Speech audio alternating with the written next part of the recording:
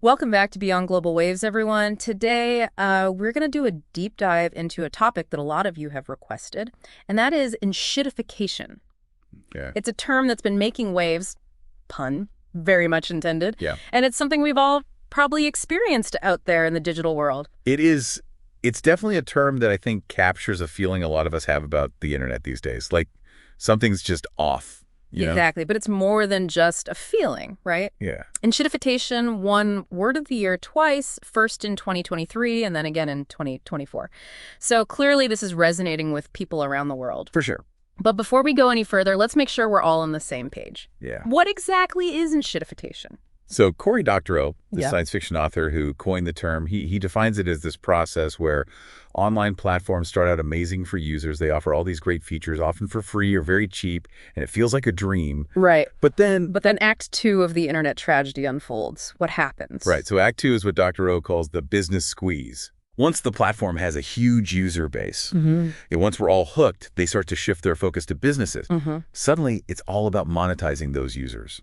Think targeted advertising, selling user data, prioritizing paid features. And that's when things start to go downhill for us regular users? Sadly. Yeah. Yes. We enter Act 3, the profit grab. Ooh. Now that the platform has both users and businesses locked in, they start to crank up the pressure, prices go up, features get cut, the quality of the service declines. And all of this is done to maximize profits for shareholders. So it's like a bait and switch on a massive scale. Yeah.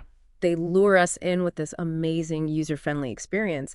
And then once we're trapped, they flip the script and start squeezing every last penny out of us. It's a pretty accurate analogy. Uh-huh. And the frustrating thing is that it's happening everywhere online.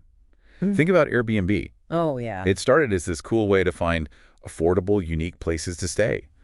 But now prices are often higher than hotels, and you've got all these extra fees and rules to deal with. Ugh, don't even get me started on those cleaning fees. It feels like they're nickel and diming us at every turn. And that's a classic example of enshittification in action. Yeah. It's not just about the price increases, though. It's about the overall decline in the user experience. The platform is no longer designed to serve the users. It's designed to extract value from them. So Airbnb went from disrupting the hotel industry to becoming the very thing it sought to replace. Exactly. And you see this pattern with other platforms too, right? Yeah. Look at Amazon. It started out offering incredibly low prices, putting pressure on traditional retailers. Right. But now they take a huge cut from sellers, over 45% in some cases. And the site is flooded with ads that make it hard to even find what you're looking for. It's like you need a treasure map just to navigate Amazon these days. And don't even get me started on those sponsored product listings that blend in with the actual search results. It's all designed to manipulate you into spending more, even if it means sacrificing the user experience. And this manipulation isn't limited to e-commerce. Remember how great Google search used to be? Clean, simple, relevant results? Yeah, it's like an obstacle course of ads and sponsored content. Sometimes I have to scroll through pages of junk just to find a legitimate link. Whatever happened to don't be evil? Well, it seems like maximizing profits has taken priority. And they've even been accused of manipulating search results to favor their own products and services through schemes like Jedi Blue. Wow. It's a far cry from their original mission of organizing the world's information and making it universally accessible. It's almost like they've forgotten that their users are actual people, not just data points to be exploited. And that's the danger of enshittification, right? It erodes trust not just in specific platforms, but in the internet as a whole. So is there any hope? Or are we doomed to watch as our beloved online spaces become increasingly user-hostile and profit-driven? There are some potential solutions emerging, and one of the most interesting developments is happening in Europe. Oh, tell me more about that. What's Europe doing differently? They're taking a much more proactive approach to regulating big tech, and they're not afraid to challenge the status quo. They've introduced legislation like the Digital Markets Act and the Digital Services Act, Okay. which aim to curb anti-competitive behavior and give users more control over their data. So they're trying to break the cycle of enshittification at a systemic level? Exactly. Yeah. And they're also exploring some really innovative ideas like weaponizing interoperability. Weaponizing interoperability. That sounds intense. Imagine being able to legally reverse engineer U.S. tech products, not to steal their code, Right. but to understand how it works and build compatible alternatives. This could lead to a much more diverse and competitive digital landscape where users have more choices and aren't trapped in the walled gardens of big tech. So instead of being at the mercy of these giant platforms, we could have a more open and interconnected internet where innovation flourishes and users have more power. Exactly. And that brings us to the concept of a good internet, which we'll explore in more detail after a quick break. Sounds good. All right, so we've talked about the dark side of the internet, this enshittification that seems to be creeping into every corner of our digital lives. But before we descend into total despair, Right. let's talk about that glimmer of hope you mentioned, the concept of a good internet. Yeah. What does that even look like? Well, it's not about some utopian vision of a perfect online world. It's more about shifting the focus from profit maximization to user needs and societal well-being. So instead of platforms designed to extract value from us, we'd have platforms designed to actually serve us. What a concept. Right. But think about it. What if data privacy was built into the very foundation of the internet? Yeah. What if algorithms were transparent and accountable instead of being these black boxes that manipulate our behavior? And what if instead of being locked into these giant platforms, we had genuine choice and portability? Exactly. Imagine being able to seamlessly move your data and online identity from one platform to another without losing your connections or your content. That's the kind of power and control that a good internet could offer. Okay, I'm starting to see the appeal. But is this just wishful thinking? Or are there real-world examples of people actually building a better internet? There's some really exciting initiatives out there. For example, there's a growing movement towards decentralized platforms built on open source protocols and blockchain technology. Decentralized platforms. So instead of having all the power concentrated in the hands of a few giant corporations, we'd have a more distributed network where users have more control. Precisely. And this decentralization could address many of the problems we've been talking about. It could make it much harder for platforms to manipulate users' censor content or hoard our data. So no more worrying about shadow bans or having your posts mysteriously disappear. Exactly. And that's just one example. There are decentralized projects emerging in all sorts of areas, from messaging and file sharing to music streaming and online marketplaces. It sounds like a whole new internet is being built right beneath the surface of the one we're used to. But let's go back to Europe for a moment. You mentioned that they're taking a leading role in regulating big tech. How does that tie into this idea of a good internet?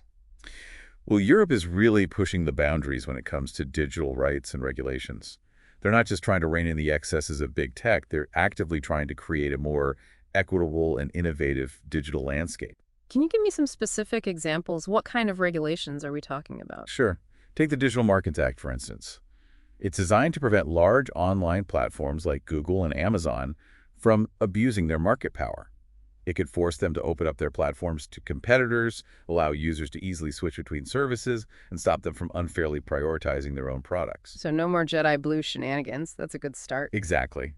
And then there's the Digital Services Act, which focuses on making online platforms more accountable for the content they host.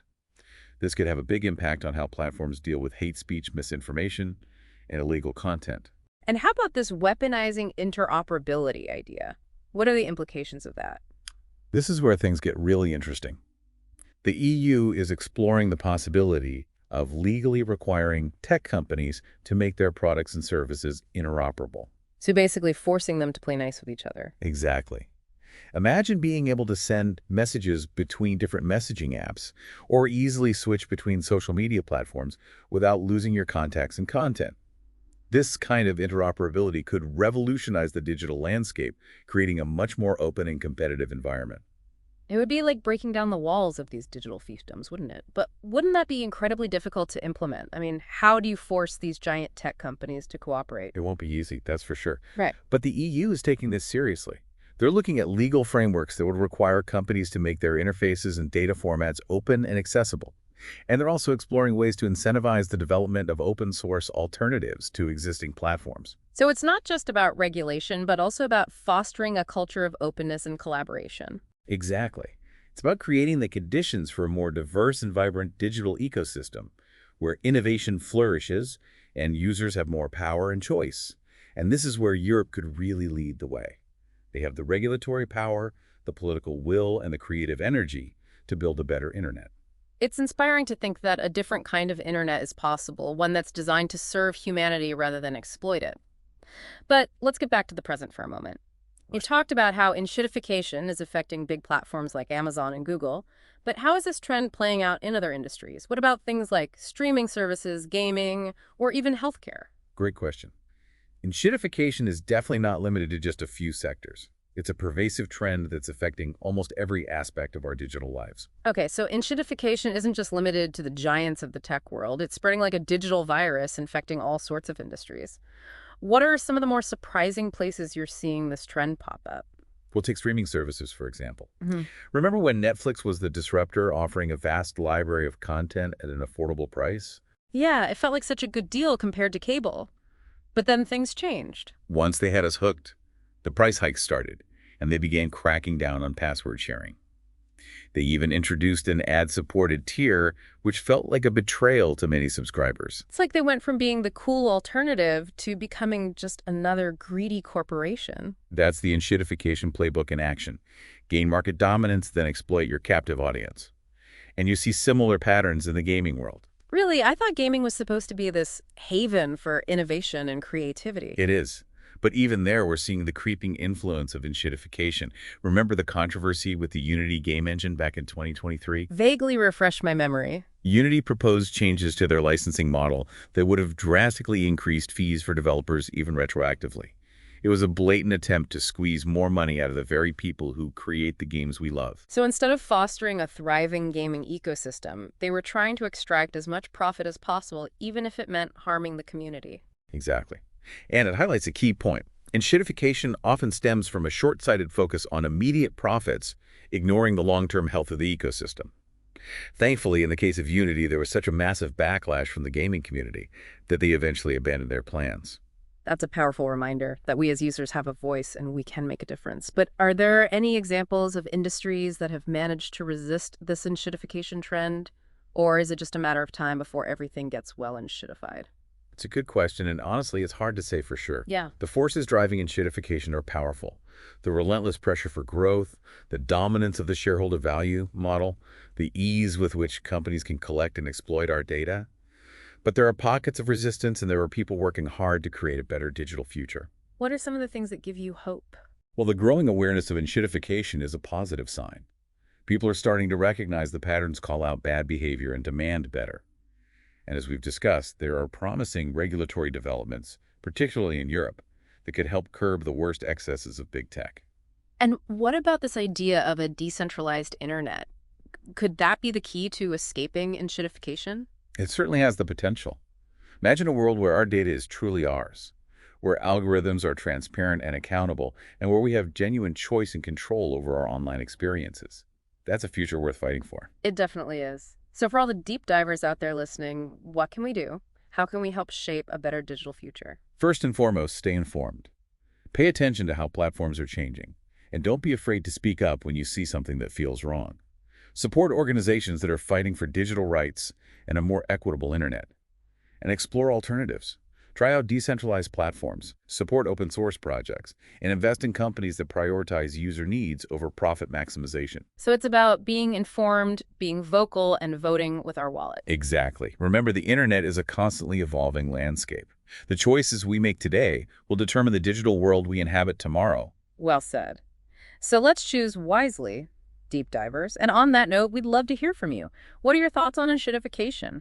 What steps are you taking to create a better internet? Join the conversation online using #BeyondGlobalWaves. Until next time, keep exploring, keep questioning, and keep diving deep.